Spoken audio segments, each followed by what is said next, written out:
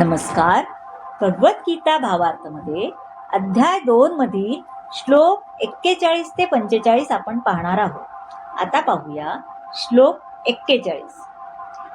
व्यवसायात्मिका बुद्धिरेकेह कुरुनंदन बहुशाखा ह्यनंताश्च बुद्धयो व्यवसायिनाम.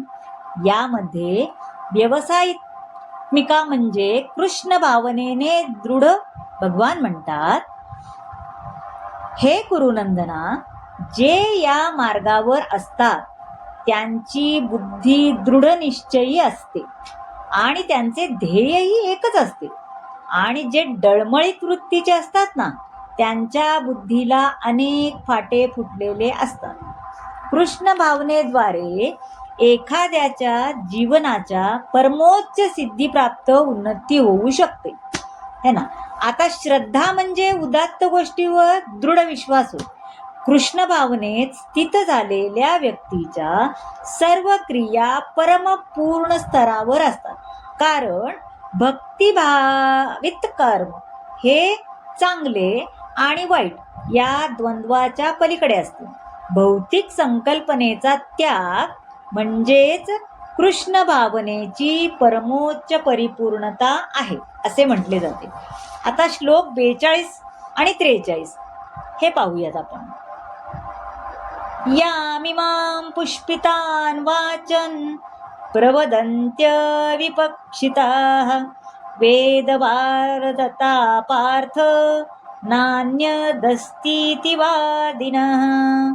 श्लोक 43. कामात्मानस्वर्गपरः जन्म कर्म फलप्रदां क्रियाविशेष बहुलां भोगैश्वर्यगती प्रति. यामध्ये यामिमाम म्हणजे हे सर्व आणि पुष्पिताम म्हणजे अलंकारिक दिखाऊ, अविपश्यिनी म्हणजे अल्पज्ञ लोक आणि वेदवारतः म्हणजे वेदांचे अनुयायी.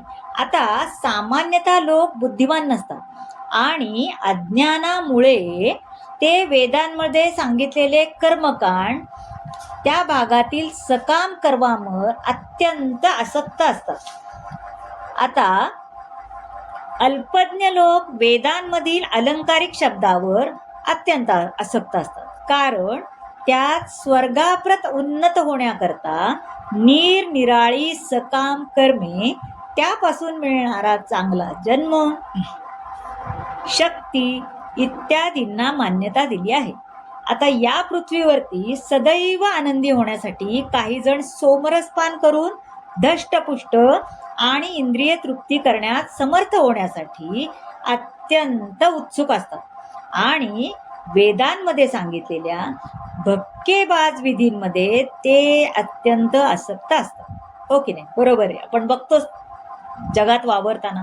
तसंच स्वर्गामध्ये जेथे अप्सरांचा सहवास आणि विपुल प्रमाणात सोमरसन करण्याची उत्तम संधी असते, असे हे शारीरिक सुख निश्चितपणे इंद्रिय लोलूप आहे. म्हणून भौतिक जगदाचे स्वामी समजून क्षणिक सुखामध्ये अत्यंत आसक्त असणारे लोक तिथे असतात. आता श्लोक 44 पाहूया. भोगैश्वर प्रसक्तानां तया पय्यत चेतसां व्यवसायात्मिका बुद्धी समाधौ न विधीयते. यामध्ये आता श्लोक 44 मध्ये जेव्हा मन आत्मज्ञानामध्ये स्थिर होते तेव्हा ते समाधिस्थ आहे असे आपण म्हणतो. समाधी म्हणजे काय? तर स्थिर मन है ना. स्थिर मन आहे म्हणजे समाधी. पण जे लोक इंद्रिय तृप्ती आणि भौतिक ऐश्वर्यात अत्यंत आसक्त झाले आहेत आणि या गोष्टीमुळे जे मोहग्रस्त पण झालेले आहेत, त्यांच्या मनामध्ये भगवंताच्या भक्तिपूर्ण सेवेचा दृढनिश्चय होऊ शकत नाही. भौतिक इंद्रिय तृप्ती स्वारस्य असणारा तसेच अशा क्षणभंगूर गोष्टींनी मोहग्रस्त झालेल्या लोकांना समाधी न विधीयते म्हणजे कधीच शक्य होत नाही. भौतिक प्रकृतीच्या योजनेमुळे ते कमी अधिक प्रमाणात अपयशीच होतात. आता श्लोक 45 मध्ये काय आहे ते पाहूया. त्रैगुण्य विषया वेदा निस्त्रैगुण्यो भवार्जुन निर्द्वंद्वो नित्यसत्वस्थो निर्योगक्षेम आत्मवान. आता त्रैगुण्य म्हणजे काय तर प्राकृतिक त्रिगुणांशी संबंधित, आणि निस्त्रैगुण्य म्हणजे भौतिक प्रकृतीच्या 3 गुणांच्या पलीकडे. निर्द्वंद्व म्हणजे काय तर द्वंद्व रहित. आता वेद प्रामुख्याने 3 गुणांचे विवेचन करतात. तर ते कसे भगवंत काय म्हणतात, हे अर्जुना, तू या 3 गुणांच्या पलीकडे स्थित हो, सर्व द्वंद्वातून मुक्त हो, लाभ आणि रक्षण यांच्या काळजीतून मुक्त होऊन आत्मपरायण हो.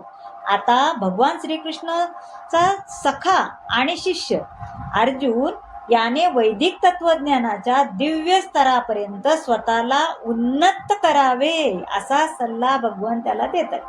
भौतिक विश्वाच्या निर्मितीनंतर अशा लोकांच्यासाठी तू कसे राहावे आणि त्या बंधनातून तू कसे मुक्त व्हावे हे शिकवण्यासाठी भगवंतांनी त्याला वैदिक ज्ञान दिले आहे. सुख दुःख, शीत उष्ण म्हणजे गरम आणि गार इत्यादी द्वंद्वातून सहनशील होण्यास मनुष्याने शिकले पाहिजे व अशा द्वंद्वांना सहन करून लाभहानी म्हणजे फायदा तोटा यांच्या काळजीतून मुक्त व्हायला पाहिजे. आणि जेव्हा तुम्ही कृष्ण भावना भावित होतात तेव्हा तो या दिव्य आध्यात्मिक स्तराची तुम्हाला प्राप्ती होते, हे की नाही. कृष्णाने किती वेगळ्या वेगळ्या प्रकारे त्यांना सांगितले समजून, हो की नाही. तर मंडळी, कसा वाटला आजचा भाग तुम्ही नक्की सांगा. आणि हो, सबस्क्राईब नक्की करा चॅनलला, आणि लाईक करा, शेअर करा आणि कमेंट नक्की करा. धन्यवाद.